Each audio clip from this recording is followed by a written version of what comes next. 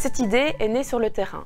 Entre 2012 et 2014, j'ai travaillé au sein de Convivial, une association qui œuvre à l'intégration des réfugiés en Belgique. J'étais immergée dans un contexte multiculturel où j'ai dû réapprendre ce qu'était communiquer. Pour ne citer qu'un exemple, je suis amenée un matin à accompagner une femme originaire d'Érythrée pour prendre le bus depuis la gare du Midi jusqu'à Convivial, située à quelques kilomètres de là. Après avoir essayé sans succès de me faire comprendre en français et en anglais, j'essaye Google Translate. Constatant le regard perplexe de la dame, je dégaine une nouvelle fois mon téléphone. Je lui montre un ticket de transport. Un sourire, on s'est comprise. La dame est stressée, car au retour, elle devra faire ce trajet seule. Je comprends alors qu'elle est dans un monde qui lui est totalement inconnu, un monde effrayant. Se déplacer dans Bruxelles requiert un ensemble de compétences qu'elle ne maîtrise pas, et moi, je manque de ressources pour faire lien entre son monde et le mien. C'est mon intérêt pour la communication et mon expérience de terrain qui m'ont conduit à une première interrogation. Que dit-on aux demandeurs d'asile? Je découvre qu'en sciences de l'information et de la communication, les recherches sur la migration se sont surtout consacrées à l'analyse de la représentation des demandeurs d'asile. Que dit-on à propos des demandeurs d'asile? Mais personne ne s'était vraiment intéressé aux demandeurs d'asile en tant qu'interlocuteur avec lequel on communique. Qui leur parle, qu'est-ce qu'on leur dit, pourquoi, comment et avec quelles conséquences pour eux. À partir de ces questions, ma thèse interroge le rôle crucial que joue l'information dans le cadre de l'introduction d'une demande d'asile en Belgique. L'information est ce qui permet aux demandeurs d'asile de faire respecter ses droits alors qu'il vit une importante précarité informationnelle.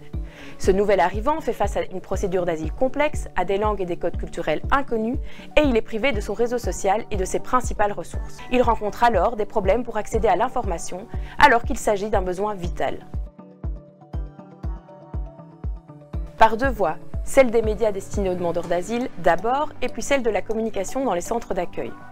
Dans un premier temps, j'ai rassemblé tous les médias officiels, c'est-à-dire produits par l'agence chargée de l'accueil, fait d'asile, et par le secrétaire d'État à l'asile et à la migration. Il s'agit de brochures, de lettres, de posters, de sites web. J'ai étudié leur contenu, leur public et les thèmes dominants, mais également comment ils sont produits et utilisés sur le terrain.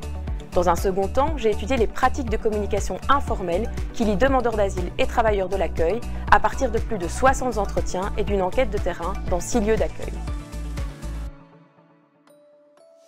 Premier constat, les médias conçus pour les informer sur leurs droits sont très peu nombreux. C'est le retour volontaire qui est le thème dominant. Certains médias visent à décourager les demandeurs d'asile de poursuivre leur procédure. Ils font partie d'un dispositif de dissuasion lancé par les autorités belges afin d'empêcher certains migrants de rejoindre la Belgique. Dans le viseur de ces campagnes, les Irakiens et les Afghans. Ces campagnes contribuent ainsi à diviser les demandeurs d'asile entre désirables et indésirables.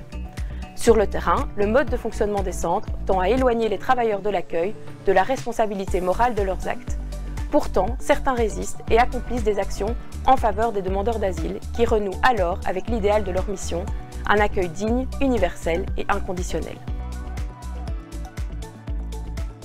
Premièrement, la présentation des résultats de mes recherches aux acteurs de terrain, dont Fait d'asile, a permis d'ouvrir un espace de réflexion toujours en cours. Deuxièmement, je me suis engagée dans le projet Migration au-delà des préjugés, qui est le fruit d'un partenariat entre ULB Engagé et l'organisation de jeunesse Jagora. Le projet s'adresse aux jeunes et vise à leur apporter des outils pour décrypter les enjeux de la migration et en débattre. Nous nous rendons dans les écoles du secondaire ou des organismes de jeunesse pour animer des ateliers autour de préjugés comme « Ils n'ont pas le droit d'être là » ou « Ils vont islamiser l'Europe ». Les ateliers utilisent la pédagogie active et reposent sur des savoirs issus des travaux scientifiques de l'ULB.